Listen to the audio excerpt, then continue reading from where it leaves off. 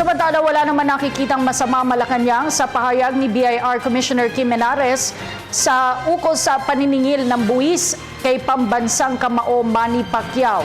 Ito ay matapos ang panalo ni Pacquiao kay American boxer Chris Algieri nitong linggo. Paliwanag ni Presidential Communications Secretary Sonny Coloma, bahagi lamang ito ng tungkulin ni Henares bilang pinuno ng BIR at walang intensyong masama laban sa People's Champ.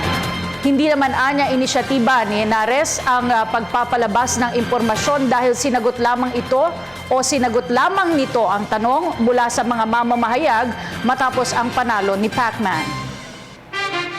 Aking pagkabatid dyan, si Commissioner Henares ay nasa ibang bansa, may tumawag sa kanya. Hindi na niya isinalang-alang kung 10 oras yun o tamang oras. Bilang isang lingkod bayan, sinagot niya yung tanong. Siguro naman na hindi matatawaran yung kanyang dedikasyon na kung meron nagtanong sa kanya, katulad ng pagtatanong ninyo sa amin, ay sinasagot naman yon ng agad, no? Para matamo yung hinihiling na impormasyon. Hindi naman siguro nanggaling sa kanya yung inisyatiba.